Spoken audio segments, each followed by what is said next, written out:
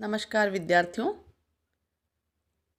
BA भाग तृतीय का प्रथम प्रश्न पत्र प्रमुख पश्चिमी राजनीतिक विचारक में हम आज मिल के स्वतंत्रता के बारे में विचारों का अध्ययन करेंगे।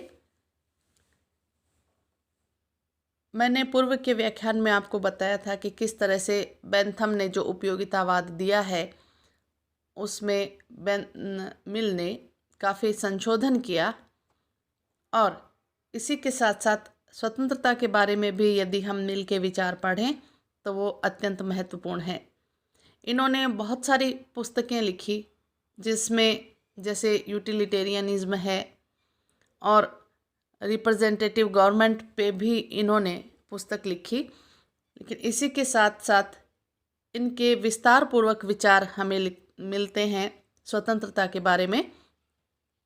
वो है ऑन लिबर्टी। ऑन लिबर्टी सबसे महत्वपूर्ण राजनीतिक ग्रंथ है और इसके बारे में यदि हम पढ़ें तो स्वतंत्रता के बारे में काफ़ी विस्तार पूर्वक जे.एस. मिल ने लिखा है और ये राजनीति विज्ञान को उनकी अनुपम देन कही जा सकती है। मिल का स्वतंत्रता संबंधी ग्रंथ अंग्रेजी भाषा में स्वतंत्रता के समर्थन में लिखा गया सबसे महत्वपूर्ण वक्तव्य माना जाता है और इसकी तुलना में मिल्टन के एरियोपेजिटी का ग्रंथ को ही रखा जा सकता है। मैक्सी ने ये कहा कि मिल के विचारों तथा वाद विवादों की स्वतंत्रता के विषय में निबंध राजनीतिक साहित्य में बहुत उच्च कोटि का अध्याय है। यह अध्याय मिल की गणना Milton, Spinoza, Voltaire, Rousseau, Paine, Jefferson तथा स्वतंत्रता के अन्य महारथियों में करता है। स्वतंत्रता क्यों आवश्यक है इसके बारे में यदि हम देखें तो जॉन स्टुअर्ट मिल के युग में राजनीतिक और आर्थिक परिस्थितियों में काफ़ी परिवर्तन आ गया था। राज्य की शक्तियां और कार्यक्षेत्र निरंतर बढ़ता जा रहा था। बेंथम के विचारों से प्रभावित राज्य जीवन के विविध क्षेत्रों में अधिकाधिक विधियों का निर्माण करने लगे थे। जनहित के नाम पर शासन जीवन के विभिन्न क्षेत्रों के नियमन हेतु विधि निर्माण करने लग गए थे और ब्रिटिश पार्लियामेंट ने बाल श्रम संबंधी विधियों की रचना की थी जिनसे बालकों की अपनी आजीविका कमाने की स्वतंत्रता और माता पिता की उन्हें काम पर भेजने की स्वतंत्रता सीमित हो गई थी। बेंथमवाद के परिणाम स्वरूप राज्य का कार्यक्षेत्र बढ़ा। सरकारी सेवाओं के विस्तार से सरकार के आकार में वृद्धि हुई और विधियों की बढ़ती हुई संख्या से व्यक्तियों की स्वतंत्रता पर कई प्रतिबंध लगने लगे। इंग्लैंड में भी एक बहस चल पड़ी थी कि व्यक्ति या राज्य कौन साध्य है और कौन साधन। फिर विधि निर्माण के क्षेत्र में संसद सर्वोच्च थी। बहुमत की इच्छाओं के योग का प्रतिनिधित्व करने वाले उसके कार्य जीवन के प्रत्येक क्षेत्र में हस्तक्षेप कर सकते थे। मिल को यह भय था कि स्वतंत्रता के लिए सबसे बड़ा खतरा सरकार की ओर से नहीं आता बल्कि ऐसे बहुमत की ओर से आता है जो नए विचारों के प्रति असहिष्णु होता है, जो विरोधी अल्पसंख्यकों को संदेह की दृष्टि से देखता है और जो अपने बहुमत के जोर से उनको दबा देना चाहता है। यही एक ऐसी संभावना थी जिसके बारे में पुरानी पीढ़ी के उदारवादियों ने कभी विचार नहीं किया था। उनकी मुख्य समस्या यह रही कि सत्तारूढ़ अल्पसंख्यक वर्ग के हाथों से शासन सूत्र अपने हाथ में लेने से सारी समस्याओं का समाधान हो जाएगा। तो इस तरह से राज्य एवं शासन के बढ़ते हुए कार्यों के नाम पर बहुमत द्वारा अल्पमत पर मन चाहे प्रतिबंध लगाने की प्रवृत्ति अथवा जनमत के नाम पर अनावश्यक कानूनों को थोपने की प्रवृत्ति के विरुद्ध मिल ने व्यक्ति स्वतंत्रता का समर्थन करते हुए उपयोगिता सिद्धांत को नकारते हुए स्वतंत्रता के व्यक्तिवादी प्रतिमान का समर्थन किया।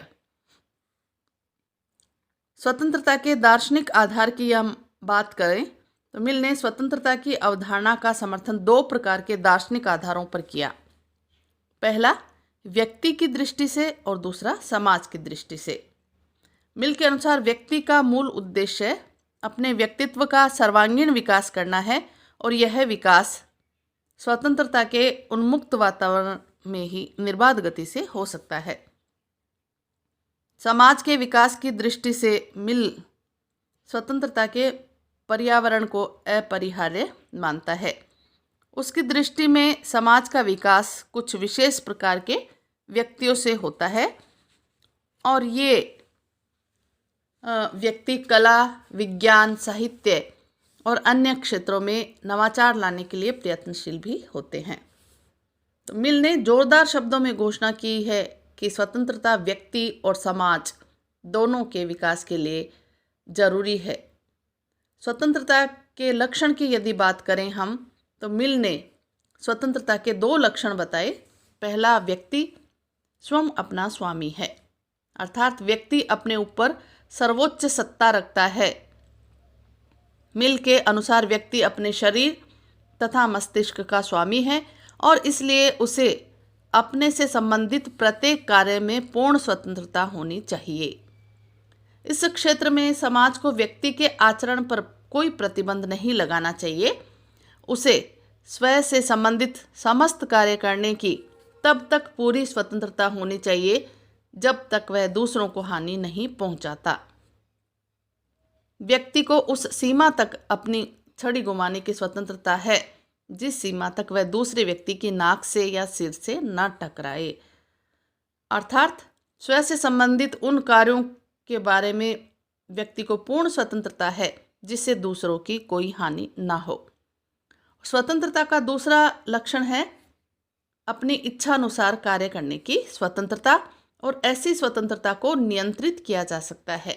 मिल कहता है कि यदि कोई व्यक्ति ऐसे पुल से गुजर रहा है जिसके टूट जाने का भय है, तो उसे ऐसे पुल पर जाने से रोका जा सकता है, क्योंकि नदी में गिरने की किसी व्यक्ति की इच्छा नहीं हो सकती। उसकी इच्छा पुल पार करने की है, किंतु इसका नियंत्रण करना इसलिए उचित है कि उसकी इससे भी बड़ी यानी जीवित रहने की इच्छा को संरक्षण मिलता है। स्वतंत्रता के दो प्रकार बताए हैं जे.एस. मिल ने। पहला, विचार और अभिव्यक्ति की स्वतंत्रता और दूसरा है कार्य करने की स्वतंत्रता।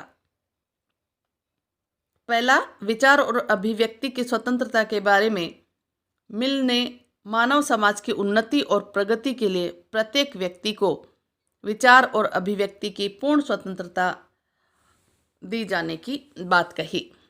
मिल का विश्वास है कि बौद्धिक अथवा वैचारिक स्वतंत्रता न केवल उस समाज के लिए ही हितकर है जो उसकी स्वीकृति देता है, बल्कि उस व्यक्ति के लिए भी हितकर है जो उसका उपभोग करता है।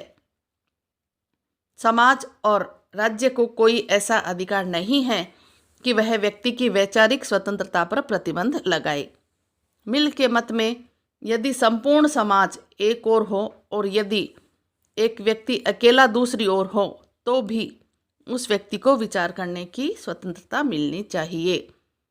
इसलिए मिल ने कहा कि यदि एक व्यक्ति को छोड़कर संपूर्ण मानव जाति का मत एक हो, तो भी मानव जाति को उस एक व्यक्ति को बलपूर्वक चुप कराने का कोई अधिकार नहीं है। जैसे कि यदि उस एक व्यक्ति के पास शक्ति होती तो उसे मानव जाति को चुप कराने का अधिकार नहीं होता।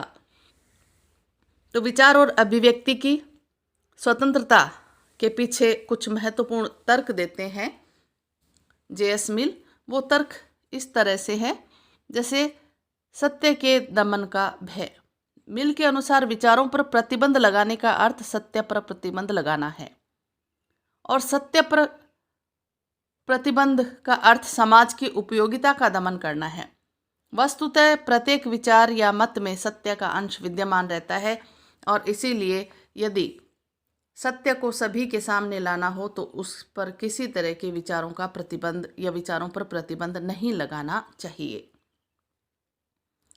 फिर उन्होंने कहा कि सत्य के विभिन्न पहलू होते हैं। सत्य का विराट रूप है और उसके विविध पक्ष भी हैं। सत्य की खोज में मनुष्य की स्थिति अंधों जैसी ही है। हम सच्चाई के समग्र रूप का दर्शन नहीं कर पाते, किंतु अपने अनुभव के आधार पर आंशिक सत्य को ही पूर्ण समझने का आग्रह करते हैं। सत्य के पूर्ण एवं वास्तविक रूप को समझने के लिए उसे विविध दृष्टिकोणों से समझना आवश्यक है और उसके लिए व्यक्ति को विचार एवं अभिव्यक्ति की स्वतंत्रता दी जानी चाहिए। तो मिल के अनुसार यदि सत्य तक पहुंचना है, सत्य के बहुत सारे रूप हैं, उसकी खोज करनी है या उसके सत्य को समाज के समक्ष लाना है, उसे समझना है, तो इसके लिए ज़रूरी है विचार और अभिव्यक्ति की स्वतंत्रता दी जानी चाहिए। फिर वो कहते हैं कि वादे वादे जायते तत्व बोधा, वाद विवाद एवं विचार विमर्श द्वारा सत्य की खोज की जा सकती है। विचार विमर्श, तर्क वितर्क एवं वाद विवाद से विचारों का स्पष्टीकरण होता है और विश्वास भी सुदृढ़ होता है और इससे सत्य की झलक भी हमें मिलती है। इसलिए विचार अभिव्यक्ति की स्वतंत्रता प्रत्येक व्यक्ति के लिए अति आवश्यक है। समाज के उत्थान की बात करें तो मिल के अनुसार सामान्यतः समाज परंपरावादी एवं रूढ़िवादी होता है। वह नए विचार सुनना पसंद ही नहीं करता, जबकि समाज सुधारक समाज में प्रचलित रूढ़िवादी विचारों, रीति रिवाजों और परंपराओं को बदल देना चाहते हैं। यह परिवर्तन मात्र विचार एवं अभिव्यक्ति की स्वतंत्रता से ही आ सकता है। तो समाज का उत्थान हो या व्यक्तित्व का विकास हो या समाज में सत्य को सबके सामने लाना हो, इन सभी के लिए विचार और अभिव्यक्ति की स्वतंत्रता दिया जाना अत्यंत आवश्यक है। और इतना ही नहीं, इससे नैतिक चरित्र का विकास भी होता है। जब विचार अभिव्यक्ति की स्वतंत्रता से उच्च स्तर के नैतिक चरित्र का जन्म और विकास होता है, ऐसा मिल का मानना है।